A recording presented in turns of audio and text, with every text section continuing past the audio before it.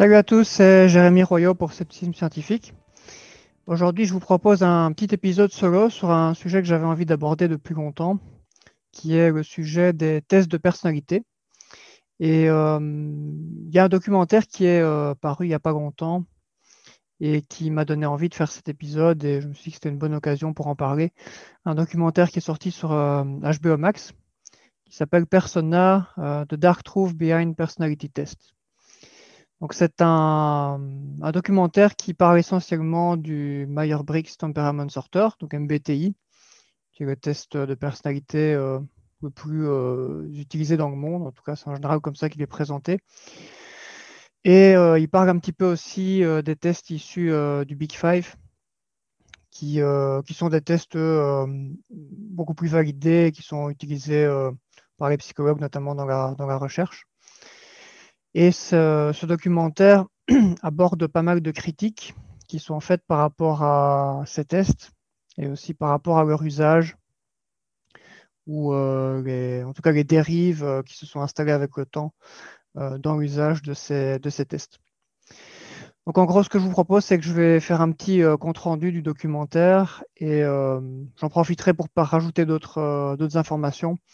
Notamment, le documentaire parle surtout des mauvais usages du test, mais parle pas tellement des caractéristiques intrinsèques des tests eux-mêmes. Donc, je vais parler un petit peu de ça aussi. Et bon, ce sont des questions qui reviennent très souvent sur Internet, sur les groupes Facebook. Je pense qu'il n'y a pas un mois dans l'année où il n'y a pas sur les groupes sceptiques au moins une question sur la validité du MBTI ou des tests de personnalité. Et donc, je me suis dit que ça serait bien d'avoir une petite synthèse à distribuer aux gens plutôt que de réécrire 50 000 fois des réponses tout au long de l'année pour ces questions, ce qui est un peu fatigant. Voilà, donc pour rentrer dans le vif du sujet, donc, le documentaire présente donc le Myers-Briggs en premier lieu, qui est un test qui date de 1962. En fait, bon, si on veut être rigoureux, c'est pas vraiment un test, c'est plutôt un indicateur de personnalité. Donc, eux ne le présentent pas comme un test, mais bon, voilà. D'un point de vue pratique, ça change pas forcément grand-chose. Donc, c'est un test qui a été créé par une personne qui s'appelle Catherine Briggs, qui n'est pas du tout une professionnelle du secteur à la base, ni psychologue, ni éducatrice, ni quoi que ce soit. Et voilà, pour différentes raisons que je ne vais pas développer ici, elle a commencé à s'intéresser à développer un outil qui permettait de permettre aux gens de mieux se comprendre eux-mêmes et de mieux comprendre les autres, et dans une optique d'amélioration de la société, d'amélioration des rapports humains, d'après ce que j'ai compris de son histoire.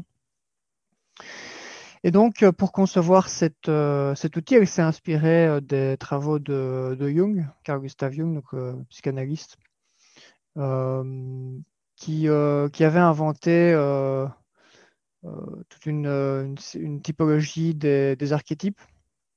Bon, je ne vais pas aller dans les détails, mais je mettrai un lien en bas de l'épisode si vous voulez voir un peu de quoi ça parle, les archétypes chez Jung. Et en gros, ce sont des structures de personnalité. Donc, Jung postule qu'il y a une série de structures de personnalité qui existent et qui ont une influence sur toute une série de choses culturelles au travers de l'histoire. Et donc, Catherine Briggs s'est inspirée un petit peu de cette typologie et elle a développé ça en utilisant une démarche qu'on pourrait qualifier d'expérimentale, mais de manière très amateur, hein. Donc, elle a posé des questions à différents sujets, en commençant par sa fille, et puis des amis, des gens de sa famille, etc. Et sur base des réponses, elle a établi une liste de catégories de personnalités.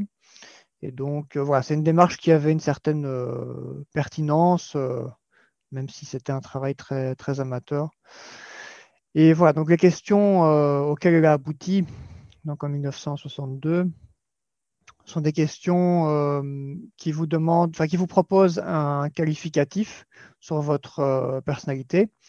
Et en fait, il faut dire si on est plus ou moins d'accord ou pas d'accord. Voilà, donc c'est pas oui, non, c'est enfin, je suis tout à fait d'accord, partiellement d'accord, neutre, etc. Il y a moyen de répondre aussi neutre entre les deux. Et donc, en fonction des réponses qu'on donne à cette longue série de questions, en fait, on est classé sur 4 axes. Donc, il y a 4 axes. Par exemple, il y a un axe qui est introversion, extraversion. Et en fonction de ce que vous avez répondu aux questions dans cet axe, bien, vous êtes mis d'un côté ou de l'autre. Voilà. Et donc, toute la correction du test qui aboutit aux classifications est basée sur le fait de classer les gens dans une catégorie ou dans une autre. Et c'est d'ailleurs un des problèmes de ce test. Au lieu d'utiliser le continuum, de dire voilà qu'on est plus ou moins orienté d'un côté ou d'un autre, ou au contraire qu'on est un peu vraiment entre les deux, le test pousse un peu les gens d'un côté ou de l'autre. Et donc, vous recevez une lettre qui correspond à une de vos positions, la position 1 ou la position 2 sur chacun de ces 4 axes. Et les 4 lettres que vous recevez déterminent votre type. Et donc, ces types, ce sont des types de personnalités qui sont associés à des descriptions qui couvrent tous les aspects de la vie, c'est-à-dire les aspects relationnels, le couple, le travail, la gestion des émotions, la manière d'analyser le monde, de résoudre des problèmes. Tout ça est couvert par les descriptions de ces différents types. Et donc, ces types, ils sont devenus assez populaires. C'est vraiment devenu un phénomène de mode qui a été porté aussi par des influenceurs, des gens qui ont des chaînes YouTube et qui ont fait aussi un business. Et aussi toute une grosse industrie financière qui s'est développée derrière au fil du temps et qui n'est plus aujourd'hui liée forcément à la maison mère, si on peut dire. Bon, la maison mère s'est fait pas mal d'argent aussi. Il y a beaucoup travaillé à la popularisation du MBTI.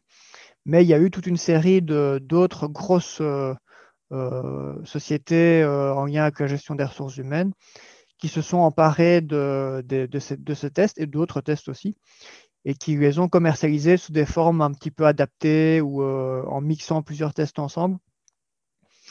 Et ce sont ces grosses boîtes aujourd'hui qui distribuent la majorité de ces tests qui sont employés notamment dans le monde de l'entreprise.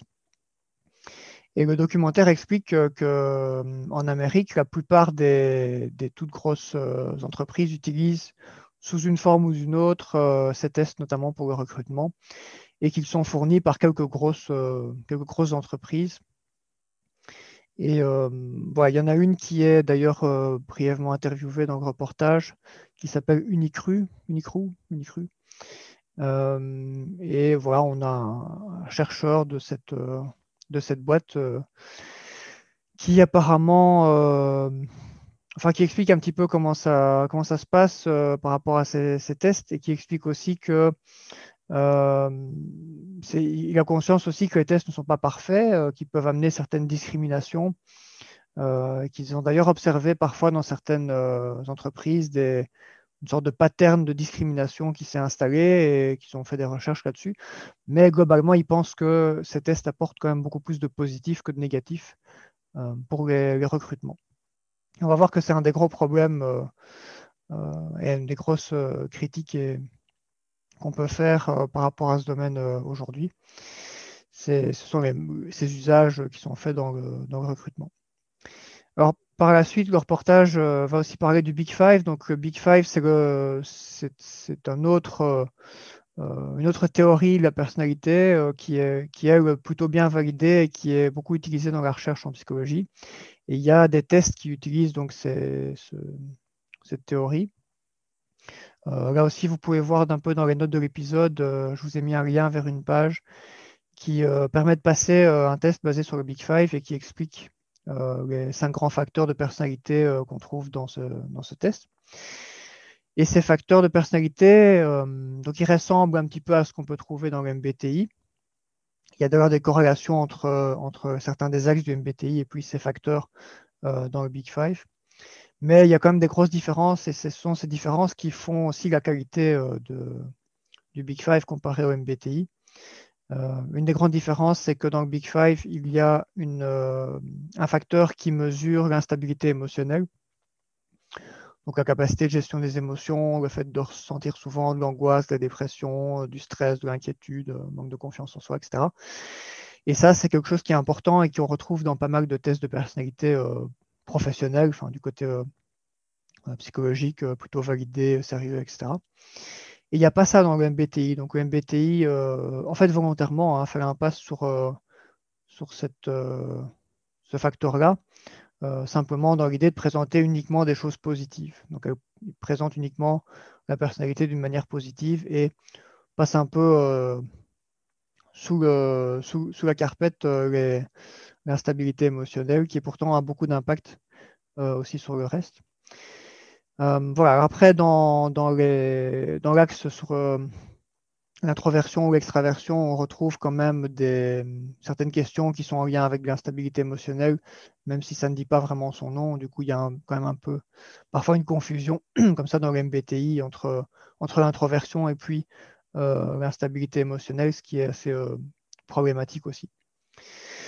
Voilà, je reviens un petit peu à ce qui était décrit dans le documentaire. Donc, ils expliquent qu'il y a beaucoup d'imitations qui sont apparues par rapport à ces tests et que les grosses compagnies qui ont commencé à utiliser ces tests et des variantes de ces tests ne respectent pas forcément les critères d'utilisation qui ont été mis en avant par la société, par la marque originale. Et par exemple, du côté des gens qui gèrent encore le MBTI officiellement, en fait, eux mettent en garde contre l'utilisation de leurs tests pour faire du recrutement ou pour faire des prédictions dans le futur par rapport à la manière dont les gens pourraient bien se sentir dans une situation, voilà, pour l'orientation notamment. Voilà. Et le problème, c'est que beaucoup des grosses boîtes qui vendent aujourd'hui ces tests aux entreprises ne respectent absolument pas cette recommandation. Ils ont monté tout un business qui consiste à proposer aux sociétés un outil qui va leur permettre de sélectionner les gens d'une manière efficace et précise pour savoir s'ils vont être adéquats par rapport à un poste, si leur poste leur convient bien. Et donc, il y a vraiment une promesse là-bas, derrière ça, d'automatisation par l'informatique via ces questions de test. Et le problème, c'est que ça ne fonctionne pas très bien. Voilà, il n'y a rien, il n'y a pas de preuve qui montre que c'est efficace. Donc, la capacité prédictive du test au niveau professionnel, il n'y a rien qui montre que cette capacité existe. Et en fait, il y a pas mal d'illustrations plutôt des échecs de ce type de prédiction. Et donc, le documentaire donne un exemple avec le parcours d'une personne qui témoigne dans ce documentaire et qui explique en fait qu'il a été rejeté plusieurs fois quand il postulait pour des postes en lien avec du service à de la clientèle, alors qu'il avait déjà travaillé dans plusieurs de ces postes et que ça se passait très bien. Et qu'en gros, notamment, on ne l'avait pas accepté parce que dans les tests, il y avait une certaine question ou une question qui allait dans le sens de dire est-ce que quand les clients se comportent mal, vous avez tendance à vous énerver ou à être en colère, quelque chose de ce style? Et le type avait répondu oui parce qu'il était honnête. Voilà. Et en fait, ces tests si vous êtes honnête, en fait, dans le recrutement, quand vous remplissez ce genre de test, en fait, vous êtes d'office perdant. Donc, fondamentalement, pour réussir ces tests, il faut mentir. Et ça c'est aussi un problème. Et pourquoi est-ce qu'il faut mentir? C'est parce que les managers ou des ressources humaines qu'il y a derrière, en fait, ne sont pas intéressés par votre honnêteté. Ils sont intéressés pour savoir si vous allez rentrer dans le mood de l'employé parfait. Et donc, s'il y a une question qui peut servir à voir si vous risquez, par exemple, d'avoir du mal à gérer le stress, d'avoir du mal à gérer les relations interpersonnelles ou quelques autres comportements que ce soit qui ne rentrent pas dans le cadre de l'employé modèle, eh bien certains gestionnaires des ressources humaines utilisent ça comme des sortes d'indicateurs négatifs. En gros, voilà, en gros, si vous êtes un peu honnête sur vos défauts, bah, ils vont penser que celui-là, ça risque d'être un type qui va être agressif ou qui va être renfermé ou je ne sais pas. Et du coup, on le vire, on prend un autre et on ne prend pas le risque d'avoir quelqu'un qui est instable au travail. Voilà, évidemment, si cette sélection fonctionnait vraiment, on pourrait encore comprendre une certaine logique, hein, même si c'est une logique qui est l'inverse de l'inclusivité. Mais en plus, ça ne fonctionne pas ici. C'est-à-dire que si vous avez quelqu'un qui dit honnêtement qu'il peut ressentir de la colère ou de l'énervement s'il n'est pas respecté par des clients, en fait, ça ne dit rien sur sa capacité à gérer son émotion. Voilà. Et là, c'est vraiment un de ces problèmes de l'usage de ces tests, c'est que ça ne mesure qu'une petite partie des éléments importants qu'on peut considérer utiles pour un recrutement. Ressentir une émotion négative à un moment, ça ne veut pas dire qu'on n'est pas capable de la gérer.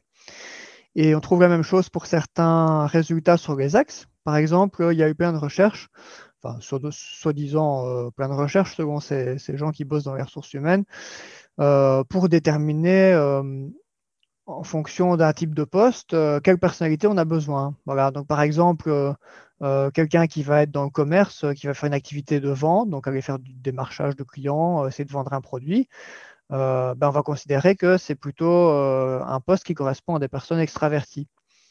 Et donc, voilà, si vous répondez à des questions et que les questions montrent que vous êtes plutôt introverti, voilà, on ne vous prend pas juste parce que vous êtes introverti, alors que peut-être vous êtes un excellent vendeur quand même. Et c'est là un peu toute la perversion de ce système, c'est que c'est très réductionniste en fait. Effectivement, on peut penser dans l'absolu que c'est probablement en moyenne un peu plus facile pour des personnes extraverties d'aller vers des gens qu'on ne connaît pas, de vendre un produit, d'essayer d'être convaincant, de déployer un peu des émotions, etc. Maintenant, ça ne veut pas dire qu'en pratique, les introvertis sont forcément de mauvais vendeurs. Euh, Ça, c'est la tendance de base à la limite, mais après, il y a l'expérience, il y a ce qu'on a développé, il y a comment on gère notre personnalité, il y a la flexibilité qu'on a. Et il y a beaucoup de personnes qui sont introverties, mais qui sont capables de prendre une posture beaucoup plus extravertie dans certains contextes, par exemple dans le contexte professionnel. Comme il y a des personnes qui auront du mal à s'affirmer dans certains contextes, mais qui vont être très affirmées dans un autre. Voilà. Et ça, c'est aussi l'expérience de vie ou l'expérience de travail ou la manière dont on a acquis une certaine maturité par rapport à notre personnalité, nos rapports interpersonnels. Et cette maturité, elle se traduit pour beaucoup de personnes par une flexibilité. Au lieu d'être tout le temps introverti ou tout le temps très extraverti ou autre chose, eh bien, on va acquérir une certaine flexibilité. On aura quand même une tendance, pour en tout cas certains d'entre nous, à être plus extravertis ou plus introvertis, mais ce n'est pas pour autant que c'est un truc rigide. Ça peut varier assez fort d'un contexte à l'autre. Et tout ça, ça disparaît totalement dans les résultats de ces tests. Et donc, si vous avez un test qui fait disparaître plein d'éléments importants, et que vous prenez des décisions sur base des conclusions de ce test, là, vous arrivez à un résultat qui est très biaisé.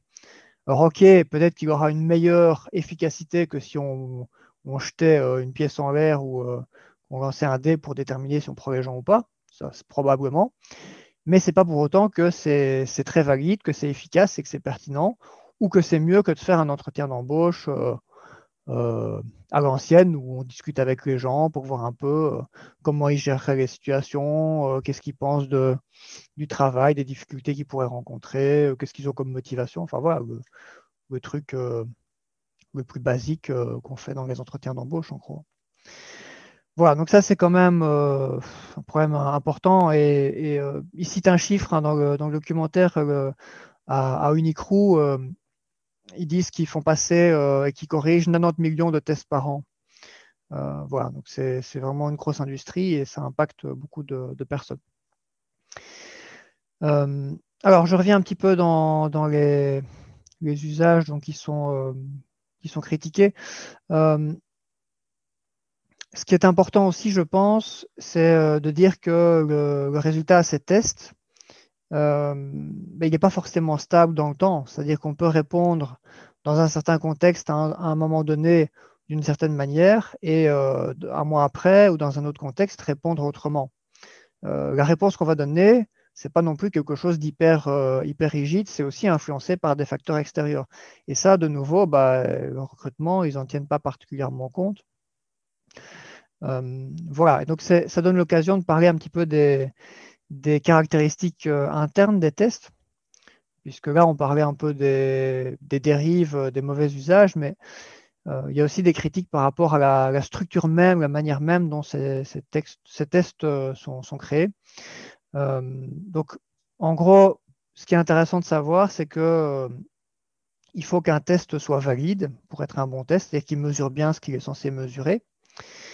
Il faut qu'il ait comment est-ce qu'on peut dire? Une bonne fidélité, oui. C'est-à-dire que le résultat soit stable dans le temps. C'est-à-dire que si on repasse le test dans un mois, il faut que ce test donne un résultat similaire.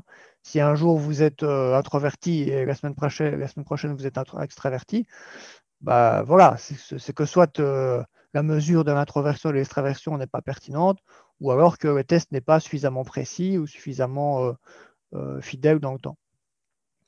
Voilà. Et le MBTI, bah, il est souvent critiqué à tous ces niveaux-là, hein. Il est jugé comme un test qui n'est pas très valide parce qu'il ne mesure pas forcément super bien la réalité. Ces catégories ne correspondent pas forcément bien à des distinctions qu'on peut observer si on fait des études scientifiques sur la personnalité.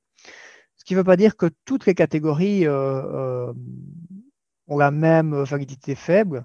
L'axe introversion-extraversion, on le retrouve dans la plupart des tests de personnalité. Donc celui-là, il est, je pense, assez solide. Comme je disais tout à l'heure, il manque une mesure de la stabilité émotionnelle. Mesurer uniquement les côtés positifs, bah, c'est un peu quand même biaisé. Le résultat n'est pas stable dans le temps, ça c'est la fidélité, je viens d'en parler. Et il y a aussi un autre problème qui est quand même très important, c'est que les résultats du MBTI donc, sont présentés sous une forme binaire. Donc soit on est introverti, soit on est extraverti. Le Big Five, les tests qui découlent du Big Five, utilisent un continuum. Donc on va dire, voilà, vous obtenez tel score et vous avez 45 sur 100 un score entre introversion et extraversion. Ben voilà, vous savez que vous êtes plus ou moins entre les deux sur le continuum. Si la semaine prochaine, dans un mois, vous repassez le test et vous passez de 45 à 51, ben dans le MBTI, vous seriez passé d'introverti à extraverti. Alors qu'en réalité, ben la différence, elle n'est pas très importante. Et si ça tombe, ben, vous étiez juste d'une autre humeur cette semaine-là. Il y a quelques événements qui vous ont fait penser un peu autrement et ça suffit à expliquer 4-5 points de différence, hein, il ne faut pas plus. Donc voilà, donc c'est beaucoup plus précis si on utilise une mesure de continuum plutôt qu'un truc dichotomique, vous êtes ceci ou vous êtes cela. Donc ça, c'est vraiment une très grosse critique à faire à ce test. Voilà, le fait d'être rangé dans une catégorie ou dans un autre. Alors bon, on peut quand même dire qu'il y a quand même des études qui mesurent les corrélations donc, entre les axes du MBTI et les traits du Big Five. Les corrélations, j'en parlais un peu tout à l'heure, ne sont pas forcément mauvaises. Donc il y a plusieurs axes qui sont pas trop mal corrélés. Bon, l'axe introversion, extroversion est assez bien corrélé. Les autres, ils sont un peu moins bien corrélés avec les traits du Big Five, mais c'est pas non plus complètement différent. Donc, on peut pas dire que ce test n'a aucune validité. Il a quand même une certaine validité qui est plus faible que celle du Big Five, mais qui n'est pas non plus nulle ou presque nulle. Voilà. Alors, dans la troisième partie du documentaire, ils interrogent plusieurs personnes qui parlent des impacts en fait de ces différents problèmes, enfin surtout des mauvais usages, parce que la partie interne des tests, ça c'est pas très fort évoqué. Et notamment, ce qu'ils expliquent et qui est assez intéressant, c'est que tout ça aboutit à une démarche qui est de plus en plus discriminante, parce que le but c'est une forme de normalisation où on cherche une sorte d'employé parfait.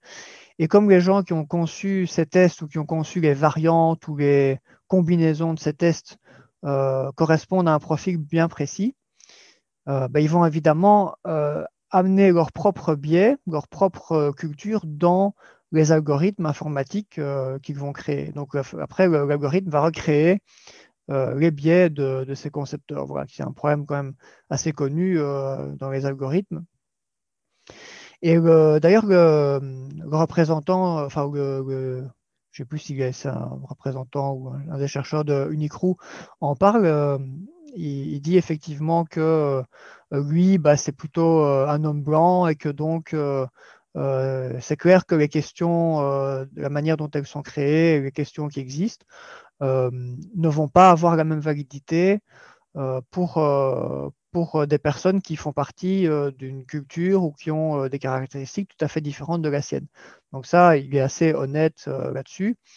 Et c'est d'ailleurs ce qu'on voit dans les recherches. Si on va chercher un peu ce qui existe comme recherche, il y a pas mal de publications qui évaluent la validité de tests de personnalité. Et là, ce n'est pas uniquement le MBTI, mais aussi le Big Five qui est bien validé et qui montre que quand on applique ces tests à des personnes qui ne correspondent pas du tout à des échantillons classiques, c'est-à-dire des personnes blanches, d'âge moyen, etc., dans des pays fort industrialisés, on peut se retrouver avec des différences importantes.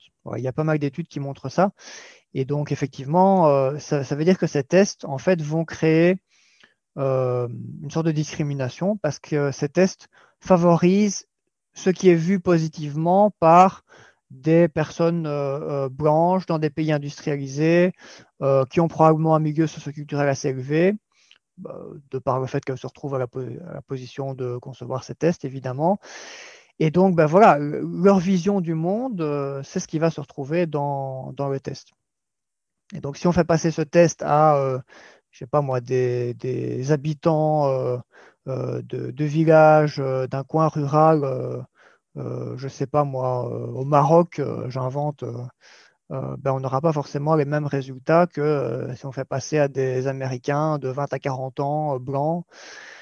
Pareil, si vous faites passer ce test à des personnes d'origine africaine, euh, enfin, même mieux des personnes qui vivent en Afrique, dans certains pays d'Afrique, vous n'aurez pas les mêmes résultats. Et probablement qu'entre un coin et l'autre de l'Afrique, il y aura encore des résultats différents.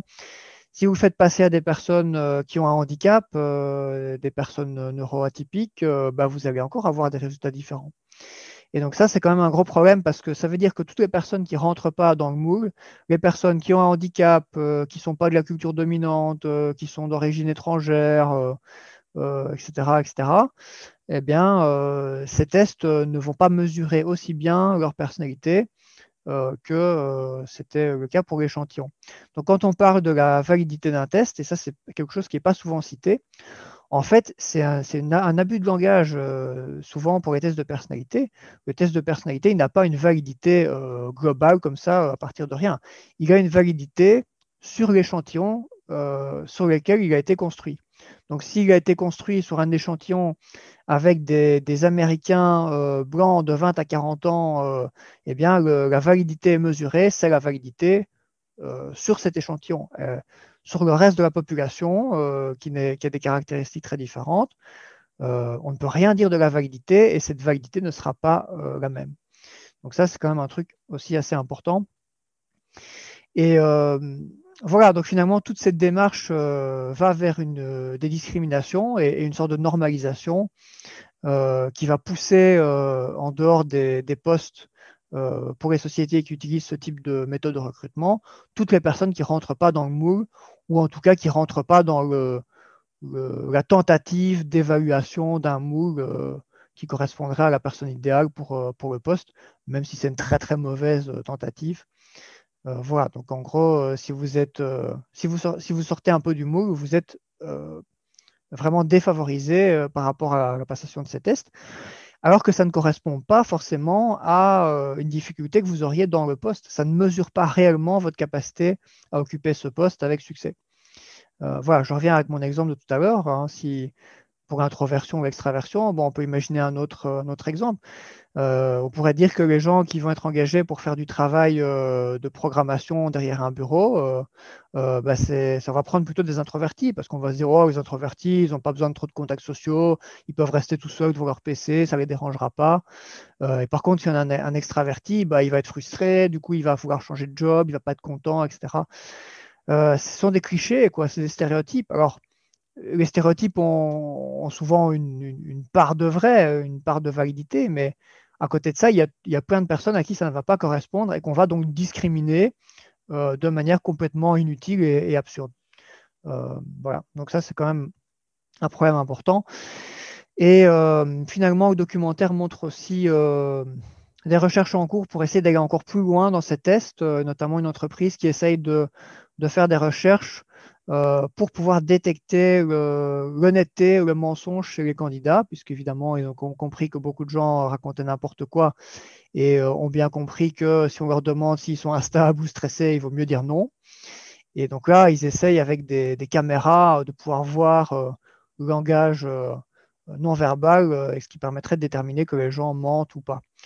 Bon, voilà, avec les méthodes qu'ils utilisaient, on sait bien que ça ne fonctionne pas bien du tout et que c'est pas possible pour le moment. Et ils le disent aussi d'ailleurs, mais on ne sait pas ce qu'ils en feront dans le futur. D'autant plus que, voilà, on a vu que même si les méthodes ne fonctionnent pas bien, elles peuvent quand même être utilisées et discriminer les gens. Donc si ça tombe, il y a un moment, il y a un type qui va se dire, bon, avec les caméras, maintenant on arrive suffisamment à bien détecter les gens qui racontent n'importe quoi quand on leur demande s'ils sont stressés au travail. Et ceux qui clignent de l'œil quand on leur pose la question, hop, viré, quoi. Hein. Fini le recrutement, on ne veut pas de personnes stressées au travail. Voilà, donc là, ça devient presque un peu un futur très angoissant comme ça, où on va sélectionner les gens pour qu'ils soient parfaits et tous ceux qui sont imparfaits, c'est la porte, quoi. Hein. Voilà, et ça va vraiment à l'encontre d'une logique d'inclusion qui est pourtant ce vers quoi on devrait aller, de se dire, ben voilà, une personne qui sort un peu du moule, c'est pas pour autant qu'elle pose un problème dans sa fonction, qu'elle ne sera pas efficace. On peut aussi mettre des choses en place pour adapter l'environnement de travail, qu'il ait une certaine flexibilité et pouvoir y inclure des personnes qui sont porteuses d'un certain handicap, par exemple. C'est pas forcément un problème d'avoir une personne qui a un handicap dans un job. Je sais pas moi, si vous avez une personne qui a un handicap moteur, bah, elle peut avoir un bureau adapté, une chaise adaptée, et puis voilà, c'est pas très très grave. Et c'est pareil pour des handicaps différents, qui sont pas une question, pas liés sur un facteur moteur. Voilà, moi j'ai un trouble de l'attention avec hyperactivité, euh, ça n'empêche pas de travailler. Voilà, maintenant ça amène des spécificités dans mon travail aussi, et mon employeur a fait certaines adaptations pour s'adapter à ça. Mais voilà, ça ne m'empêche pas de faire mon travail correctement depuis 10 ans et que ça se passe très bien. Donc voilà, par contre, si je devais faire un test MBTI version 50 super, super adapté pour mesurer toutes les imperfections ou les bizarreries et qu'il y a des questions sur les troubles de l'attention, ben voilà, les gens ne vont pas m'engager parce que j'ai un trouble de l'attention. Voilà, c'est nouveau, ça va dans le sens de discrimination et pas de l'inclusion, ce qui est quand même vraiment problématique. Voilà, voilà. Donc n'hésitez pas, comme j'ai dit tout à l'heure, à regarder les références euh, en dessous de l'épisode. J'ai mis pas mal de références qui vont vers des études qui indiquent un petit peu ce dont j'ai parlé par rapport à la validité, la fidélité, euh, les corrélations entre les axes du MBTI, les traits du Big Five, etc. Donc vous trouverez tout ça dans les notes. Voilà, pour le reste, j'espère que ça aura pu un petit peu vous éclairer. J'ai essayé d'être assez complet sans rentrer dans des détails trop techniques parce que la psychométrie, c'est quand même une discipline qui est assez complexe à aborder si on ne connaît pas les bases. Donc voilà, j'espère que ça a été clair et je vous remercie pour votre écoute et à bientôt.